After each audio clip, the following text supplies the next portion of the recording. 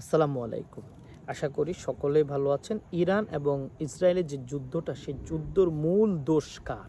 যদি আমি মূল দোষ দেখতে চাই, তাহলে আমি দেখব মূল দোষ হলো আমেরিকার। এই আমেরিকা নিজেদের দোষ লুকাইতে যাইয়া, নিজেদের স্থানকে ঠিক রাখার জন্য, নিজেরা ভয়ভীতি দেখানোর জন্য তারা ইসরায়েলের মাধ্যমে আঘাত করে। আচ্ছা, আপনি একটা জিনিস লক্ষ্য করছেন, সবসময় ইসরায়েল কেন আঘাত করতে হবে? ইসরায়েল এর আগেও ইরানের উপরে 2বার হামলা করছে, এইবারও করলো, এবং ফিলিস্তিনের উপর প্রায় হামলা করতেছে। কিন্তু ইসরায়েলের তো মানুষ সংখ্যা কম, তারা তো মৃত্যুকে প্রচণ্ড ভয় পায়। তাহলে এখানে আক্রমণ করতেছে কারা? কারা? ইসরায়েলের সেনাবাহিনী। এটা আপনি যদি একটু লক্ষ্য করেন, তাহলে আপনি দেখবেন যে ইসরায়েলের যে মূল সেনাবাহিনীগুলা, সেইটা হলো আমেরিকান সেনাবাহিনী। এই আমেরিকান সেনাবাহিনীরা ইসরায়েলের আন্ডারে কাজ করে। কারণ ইসরায়েলের আন্ডারে কাজ করার কারণটা হলো তারা আমেরিকা থেকে পে পায়, এবং আমেরিকা এই পুরো ইসরায়েলকে শাসন করার চেষ্টা করতেছে।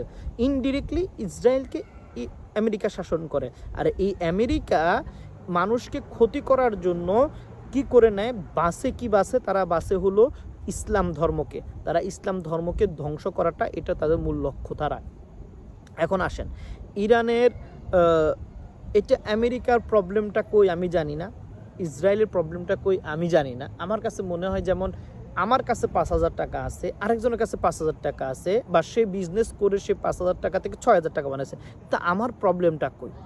আমি কেন তাকে অ্যাটাক করতে যাচ্ছি? ভাই, তুই আমার টাকা 6,000 হয়েছে, কেন টাকা ব্যয় কর। কিন্তু দেখেন, একই জিনিস ইসরায়েলের কাছেও কিন্তু পারমাণবিক বোমা আছে। ইসরায়েল কে যে ইসরায়েলের কাছে পারমাণবিক বোমা থাকতে হবে?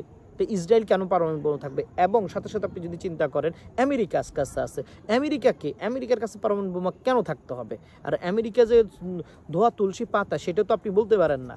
লাস্ট ওয়ারের সময় যখন হইলো, সেই ওয়ারের সময় কিন্তু তারা প্রচণ্ড মানুষ মারলো, জাপানের যে অবস্থাটা করলো। তো আমেরিকা তো শত্রু, আমেরিকা তো আসলেই শত্রু। সো আপনি দেখেন, আপনার যদি পারমাণবিক বোমা থাকতে পারে, তাহলে আরেকটা দেশে থাকলে সমস্যাটা কোথায়? কে আপনাকে ধরে রাখছে? আপনি কেন তাকে সেকশন দিবেন? আপনি কে? হু আর ইউ? এই প্রশ্নটা কেন আমরা করতে পারি না? আমরা আজকে কেন এই প্রশ্ন করার জায়গাটা আমরা হারাই ফেলি? যেমন চীনে এই জায়গাটা থেকে বেরোয় আসছে, রাশিয়া এই জায়গা থেকে বেরোয় আসছে, তুই কে? তোকে গণার টাইম নাই। তো এই জায়গা থেকে আমাদের পুরো মুসলিম বিশ্বকেও বেরোয় আসতে হবে, মুসলিম কান্ট্রিগুলোকে বেরোয় আসতে হবে। আমাদের সাথে, হ্যাঁ, আমাদের সাথে ওদের সাথে বিজনেস করলে আমরা ডলার পাচ্ছি। ভাই, আপনাকে কিছু সময় টাকা দিয়ে যদি আপনাকে মুখ বন্ধ করে রাখা যায়, তাহলে তো ভাই আপনি মুখ বন্ধ করে রাখেন, কোনো সমস্যা নাই, আপনাকে কোনো সমস্যা কেউ করবে না। কিন্তু আমার মূল কথা হলো, এই পৃথিবীর বুকে তুইও যেরকম তোর একটা কান্ট্রি নিয়ে বসবাস করার চেষ্টা করতেছো, যদিও ইসরায়েল আসলে ইসরায়েল নাই, এইটা কোনো দেশই না, সেটা হলো ফিলিস্তিনের জায়গাতে তারা বৈশা হলো যে হ্যাডমি দেখাইতেছে। এছাড়া তো তারা কিছুই করতে পারে না, ঠিক আছে? এছাড়া তো তারা কিছু করতে পারে না, তারা কিছু করার মানে মানে যোগ্যতাও নাই।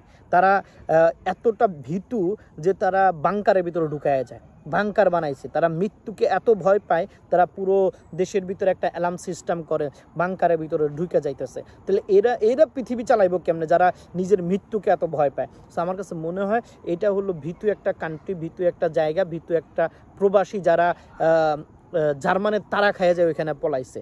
এই লোকগুলো এখন আইসা কিন্তু পুরো বিশ্বকে অশান্তি করে দিচ্ছে, মানে পুরো বিশ্বটাকে অশান্তি করতেছে, তারাই করতেছে। তো অশান্তিকারীদেরকে আল্লাহ তাআলা ফয়সালা কিন্তু ব্যাডলি হচ্ছে। যেমন আল্লাহ তাআলার ফয়সালা হয়ে গেছে দেখায় তারা এখন কি পাইছে? তারা এখন তাদের হসপিটালে জায়গা দেওয়া যাচ্ছে না, লোক সংখ্যা অনেক বেশি হয়ে গেছে, তারা জায়গা দিতে পারতেছে না। বুঝে নেবে খেলাটা।